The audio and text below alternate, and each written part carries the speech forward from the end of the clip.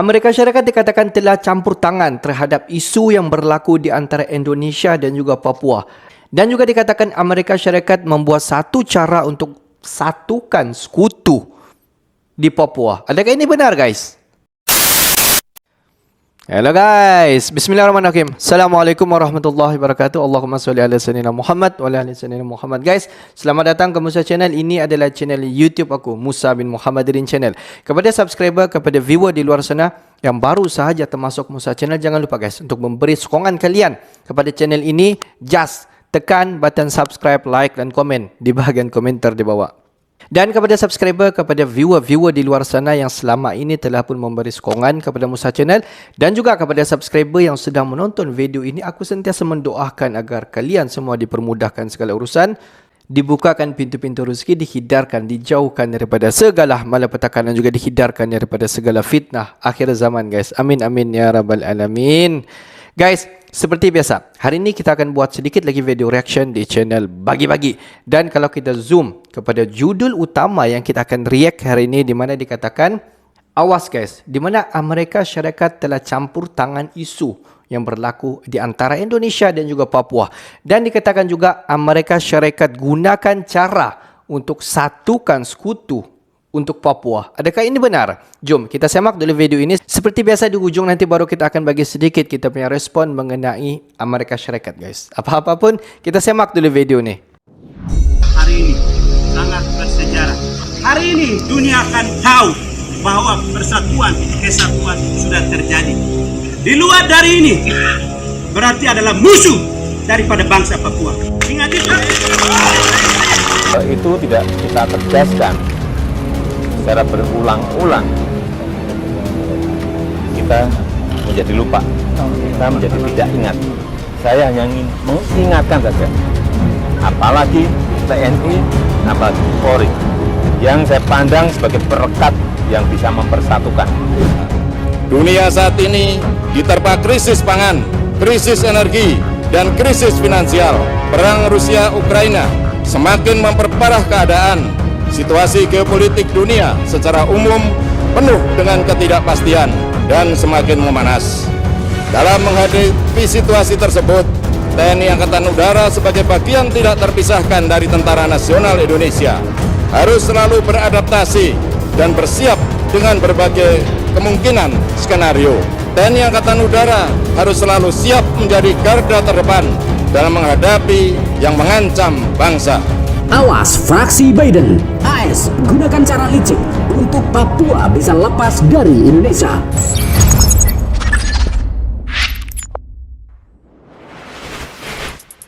Sahabat Bagi-Bagi, secara geografis dan geopolitik, Indonesia tidak disangkal lagi merupakan negara yang sangat strategis.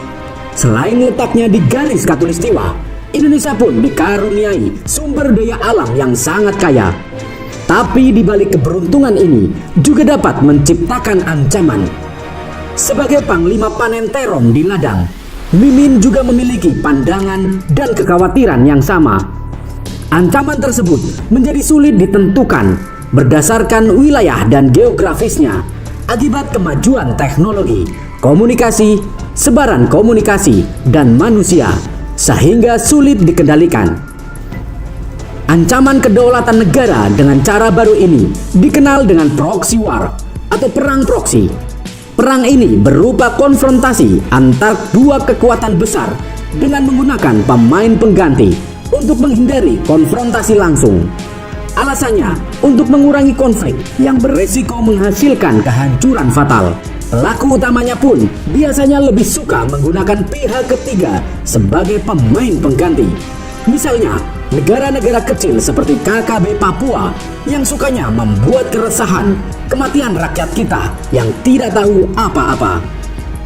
Akibatnya, pihak yang diserang menjadi tidak dapat mengenali dengan jelas siapa sebenarnya kawan dan siapa lawan, karena musuh mampu mengendalikan dari jauh.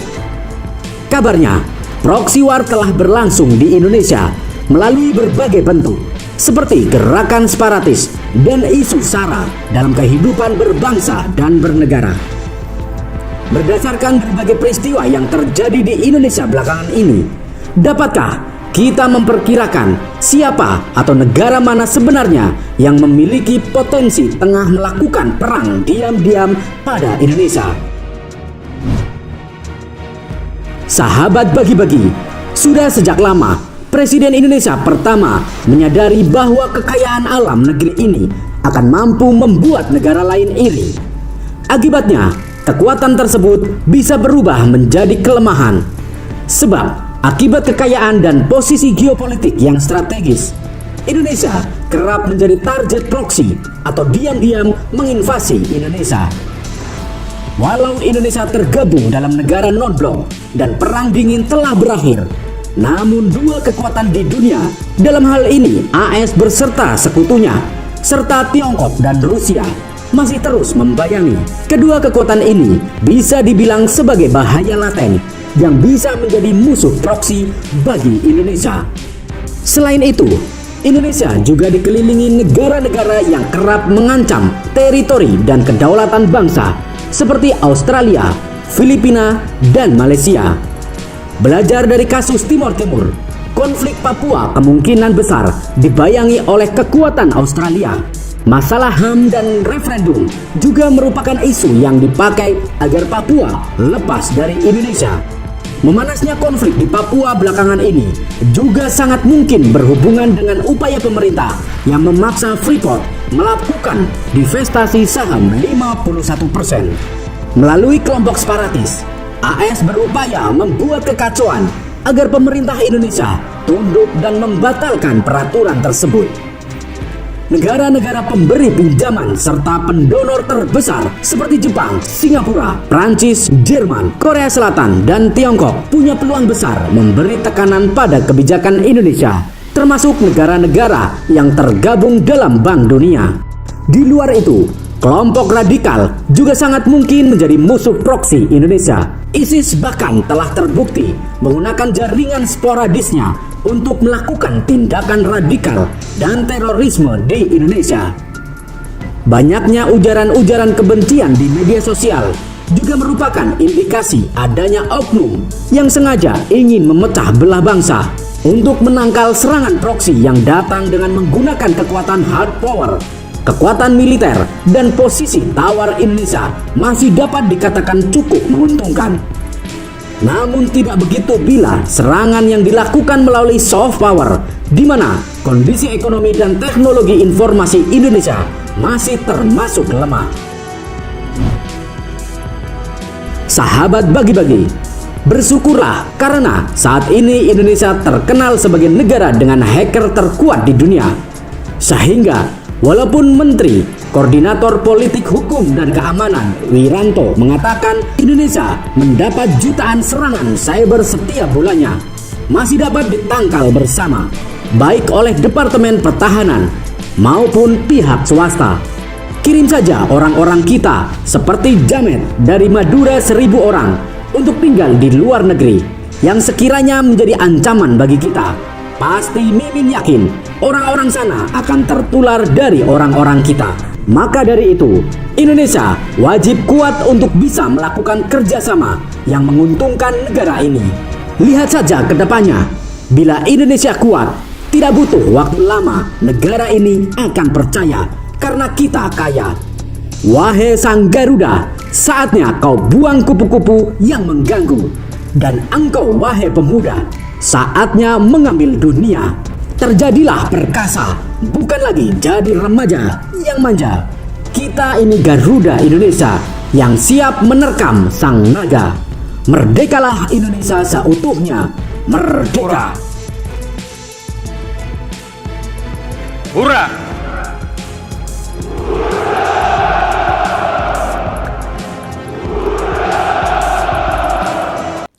Guys, kalau kita tengok isu di antara Indonesia dan juga Papua bukan baru berlaku, bukan baru tahun ini berlaku ataupun bukan baru minggu ini berlaku. Isu ini telah pun berlaku sekian lama. Dan kalau kita tengok apa yang berlaku adalah just konflik yang menimbulkan kekacauan, iaitu ada sesetengah kumpulan ataupun dikenali sebagai KKB di Papua yang membuat kacau yang menyebabkan hubungan di antara Indonesia dan juga Papua semakin hari semakin panas, guys. Sampailah dikatakan di mana Amerika Syarikat telah pun campur tangan dalam isu ini, dan juga dikatakan Amerika Syarikat telah membuat satu cara untuk satukan sekutu untuk Papua. Dan dikatakan juga sampailah Papua tidak dapat membezakan mana satu kawan, mana satu lawan. Dan isu inilah yang sangat-sangat dititik beratkan kepada Papua. Just kalau kita tengok banyak bantuan sebenarnya yang telah Indonesia berikan kepada Papua daripada dulu sampailah sekarang, tetapi masih sama seperti itu. Papua masih lagi tidak mengendahkan ataupun tidak menghiraukan sama sekali apa bantuan yang telah Indonesia berikan kepada Papua. Sebaliknya, Papua ini mahu negara-negara di luar daripada Papua sendiri, contoh seperti Australia, Amerika Syarikat, dan juga ada beberapa negara yang lain menyokong sepenuhnya kepada Papua.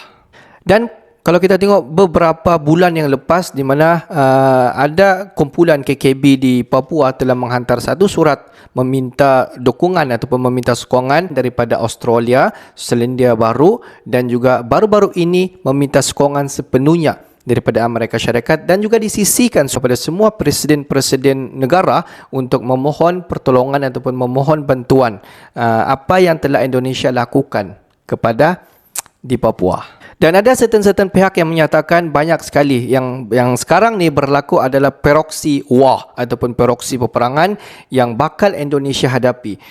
Kesan daripada apa yang berlaku di Papua. Dan kalau kita tengok apabila Amerika Syarikat campur tangan dalam isu ini, tidak mustahil proxy war akan berlaku dan banyaklah sekatan-sekatan yang akan dilakukan secara tidak langsung yang tanpa diketahui oleh Indonesia sendiri. Contoh dalam aspek militeri, dalam aspek perdagangan, ekonomi, dan banyak aspek-aspek yang lain. Tapi apapun itu adalah romos-romos negatif yang perlu kita tangkis. Dan apa yang perlu dilakukan sekarang, kalau kita tengok Presiden Jokowi tidak menghiraukan semua tu guys. Di mana Presiden Jokowi mengambil langkah positif. Di mana Presiden Jokowi masih menjalinkan hubungan yang baik bersama dengan presiden negara-negara yang besar seperti Amerika Syarikat, China, Australia, Selandia Baru, Malaysia, dan banyak lagi negara-negara yang lain. Di mana Indonesia begitu optimis untuk menjalinkan ataupun mengeratkan lagi hubungan baik bersama dengan negara-negara besar yang lain. Pedulilah ataupun biarkanlah negara-negara yang sentiasa berfikiran negatif ini yang untuk just menjatuhkan negara lain. Tetapi kalau kita tengok apa yang berlaku di Indonesia, khususnya Presiden Jokowi dan juga menteri-menteri kuat di Indonesia terus menjaga hubungan baik ini. Dan oleh sebab sikap-sikap beginilah yang menaikkan ekonomi Indonesia. Kalau kalian semua tengok ekonomi Indonesia pada tahun ini semakin meningkat dan banyak sekali meninggalkan negara-negara yang boleh dikatakan besar pada suatu ketika dulu. Jadi guys, bagi pendapat kalian semua, adakah Indonesia patut sentiasa berfikiran positif lebih-lebih lagi kepada pemimpin Indonesia sendiri? Okeylah guys, untuk hari ini sampai di sini saja sedikit information daripada Musa Channel. Dan kepada subscriber, kepada viewer di luar sana yang belum lagi klik button subscribe, please guys to klik button subscribe, like dan komen di bahagian komentar di bawah. Akhir kata daripada Musa Channel, thanks for watching my video. Assalamualaikum warahmatullahi wabarakatuh guys. See you the next video guys.